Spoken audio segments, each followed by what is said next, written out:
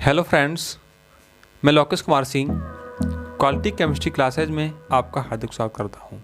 तो फ्रेंड्स, आज लेक्चर 7 चलेगा जिसमें हमारा टॉपिक है हेलो एरिनो के भौतिक गुण। ठीक है, यानी कि physical properties of hello Erin. तो हेलो एरिनो के भौतिक गुण हमारा मेन टॉपिक है। मेन हेडिंग क्या है मेरी? हेलो एरिनो के भौतिक गुण। तो हेलो एरिनो के भौतिक गुण निम्नलिखित हैं। नंबर 1 भौतिक अवस्था, यानी कि नंबर 1 है हमारा फिजिकल स्टेट, भौतिक अवस्था तथा गंध, रंग।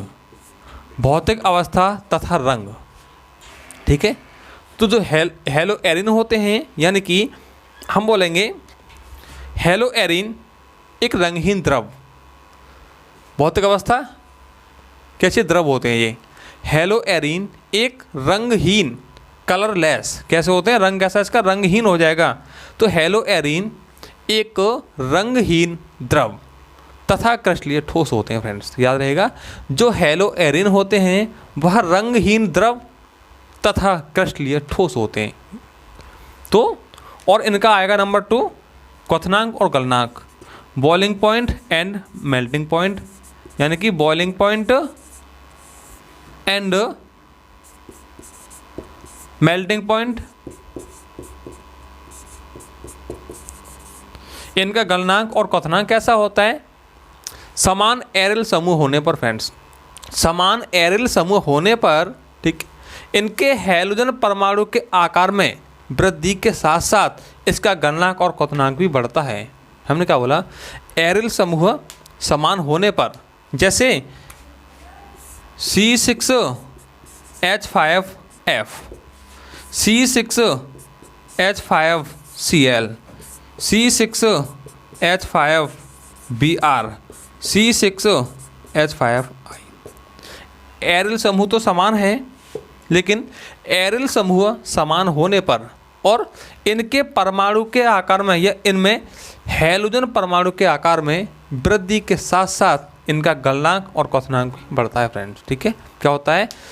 एरिल समूह समान होने पर इनके हैलोजन परमाणु के आकार में वृद्धि के साथ साथ इनका गलनांक और क्वथनांक भी बढ़ता है। फ्रेंड्स, ठीक है, तो ये छोटी सी बात थी। लेकिन अब क्वथनांक कैसे बढ़ेगा? सबसे तो क्वथनांक इसका होगा, क्योंकि इसके परमाणु आकार में वृद्धि हो रहा है।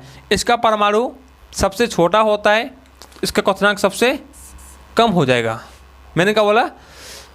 एरिल समूह समान होने पर उस हैलोजन परमाणु के आकार में वृद्धि के साथ साथ इसका क्वथनांक और गलनांक भी बढ़ता है। तो सबसे कम, सबसे छोटा परमाणु फ्लोरीन का होता है और सबसे बड़ा परमाणु आयोडीन का होता है। तो ऐसे हो जाएगा। सबसे कम क्वथनांक किसका होता है? इसका होता है। किसका? C6H5F का होता है। ठीक है, इसको बोलेंगे फ्लोरो एरिल या फेनिल फ्लोराइड। ठीक है, या फ्लोरोबेंजीन, फिर उससे अधिक क्लोरोबेंजीन, उससे अधिक होता है ब्रोमोबेंजीन, उससे अधिक होता है आइडोबेंजीन। तो याद रहेगा, एरिल समूह समान होने पर लेकिन उन हैलोजन परमाणु के आकार में, इनके आकार में वृद्धि के साथ साथ इनका, यानी कि क्या, क्वथनांक और गलनांक भी बढ़ते हैं। फ्रेंड, ठीक है, लेकिन अब समान हैलोजन परमाणु होने पर, परमाणु समान होगा, समान हैलोजन परमाणु होने पर इनके एल्किल समूह में भी वृद्धि के साथ साथ इसके गलनांक और क्वथनांक बढ़ते हैं। अब आ जाएगा क्या? घनत्व देखते हैं। डेंसिटी होता है घनत्व, बोलेंगे डेंसिटी। लेकिन ये जल से भारी होते हैं। जो हेलो एरिन्स होते हैं वह जल से भारी होते हैं। ठीक है, तो जो इसकी डेंसिटी होता है ये जल से, ये जल की तुलना में भारी होते हैं। अब क्या होता है? हैलोजन के परमाणु के आकार में वृद्धि के साथ साथ, हमने क्या बोला?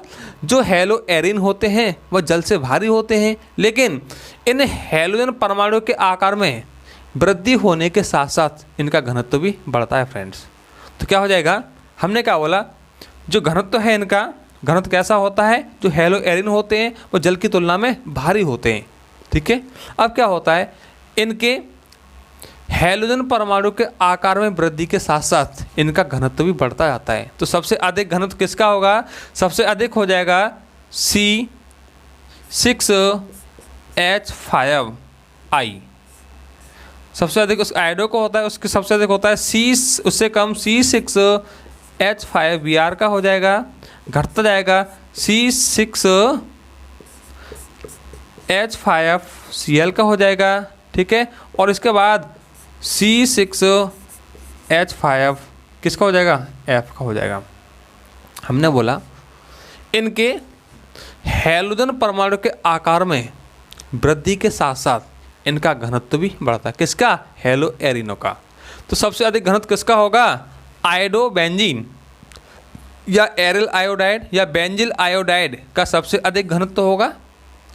उससे कम बेंजिल ब्रोमाइड का हो जाएगा या ब्रोमोबेंजीन, या उसके बाद बेंजिल क्लोराइड का, उससे कम बेंजिल फ्लोराइड का। तो सबसे कम घनत्व किसका होगा, सबसे कम डेंसिटी होगी किसकी, बेंजिल फ्लोराइड की या फ्लोरोबेंजीन की। ठीक है, हमने क्या बोला, हेलो एरिनो में उस हैलोजन परमाणु के आकार में वृद्धि के साथ साथ इसका घनत्व भी बढ़ता जाता है। तो सबसे अधिक घनत्व आयोडो को हो जाएगा, उससे कम ब्रोमो, उससे कम क्लोरो, उससे कम फ्लोरो का हो जाएगा फ्रेंड्स। ठीक है, अब देखेंगे सोलुबिलिटी क्या होती है, विलेयता के बारे में देखेंगे, विलेयता क्या होता है। यहाँ तक पूरा डाउट क्लियर हुआ, समझ में आना चाहिए।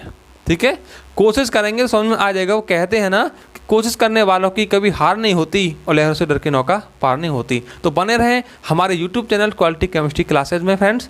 तो देखते हैं, अब देखेंगे इसका विलेयता यानी कि सोलुबिलिटी क्या होती है। तो यहाँ हेडिंग डालूंगा विलेयता। विलेयता के बारे में बताएंगे। विलेयता होता क्या है, जल में मिलना होता है। ठीक है, जो हेलो एरिन होते हैं ये जल में अवले होते हैं फ्रेंड्स। ठीक है, हेलो एरिन जल में अवले होते हैं। ठीक है, क्यों होते हैं, क्योंकि जल के साथ के हाइड्रोजन बॉन्ड नहीं बनाते। ठीक है, तो इसके बाद बोलेंगे हम ये जल में अवले होते हैं, परंतु हेलो एरिन जल में अवले होते हैं परंतु कार्बनिक विलायकों में ये विलेय होते हैं। ठीक है, इसके बाद देखते हैं विलेय क्यों होते हैं। इनका जल में ये अवले क्यों होते हैं, हमने बोला हेलो एरिन जल में अवले होते हैं। अवले इन हेलो एरिनों में जल में अविलेयता का कारण क्या है, यह जल के साथ कोई हाइड्रोजन बॉन्ड नहीं बनाते हैं और ना ही ये जल में उपस्थित हाइड्रोजन बॉन्ड को तोड़ पाते हैं फ्रेंड्स। ठीक है, जो हेलो एरिन होते हैं वो जल में अवले होते हैं। अवले क्यों होते हैं, क्योंकि जो हेलो एरिन होते हैं ना वह जल के साथ कोई हाइड्रोजन बॉन्ड नहीं बनाते हैं और ना ही उस जल में उपस्थित उस हाइड्रोजन बॉन्ड को तोड़ पाते हैं। ठीक है, क्लियर हुआ। ये अवले वो कहते हैं ना कि हेलो एरिन जल में अवले क्यों होते हैं, इसका कारण क्या है। हेलो एरिनों का जल में अविलेयता कारण होता है, ये जल के साथ कोई भी हाइड्रोजन बॉन्ड नहीं बनाते हैं। हम आपको बता चुके हैं पहले टॉपिक में हाइड्रोजन बॉन्ड किसे कहते हैं, जब किसी उच्च धनविद्युतीय तत्व हाइड्रोजन का संयोग किसी उच्च ऋण विद्युतीय तत्व फ्लोरीन और नाइट्रोजन और ऑक्सीजन से होता है ना, तो उस समय हाइड्रोजन बॉन्ड बनता है फ्रेंड। ठीक है, तो उस समय हाइड्रोजन बॉन्ड बनता है। इसके बाद तो ये पूरा क्लियर हुआ। भौतिक अवस्था, रंग कैसा होता है हेलोजनों का, रंगहीन होते हैं, कलरलेस होते हैं, इसका कोई कलर नहीं होता है। क्वथनांक एवं गलनांक तो हमें बता चुके हैं। उस हेलो एरिनों में, ठीक है, एरिल समूह समान होने पर उस हेलोजन परमाणु के आकार में वृद्धि के साथ साथ इसका क्वथनांक और गलनांक भी बढ़ता है फ्रेंड्स। इसमें वृद्धि होती जाएगी क्योंकि इसका सबसे छोटा परमाणु होता है, बता चुके हैं पहले कैसे होता है, फ्लोरीन होता है। इसका एटॉमिक नंबर कितना होता है, 9 होता है। हम इसका बोरबरी के नियम से इलेक्ट्रॉनिक विन्यास करेंगे ना, तो ये क्या है, मेरा नाभिक हो गया F का। पहले कक्षा में 2 इलेक्ट्रॉन हो जाएंगे, दूसरे में 7 हो जाएंगे। तो इसमें 2 ही कक्षा का भाग ले रहे हैं, 2,7। इसका विन्यास होता है 2,7। इसमें 2 कक्षा का भाग लेंगे और होगा क्लोरीन, इसका 17 होता है, तो क्या हो जाएगा 2,8,7। इसमें 3 कक्षा का भाग हो जाएंगे, किसमें, क्लोरीन में।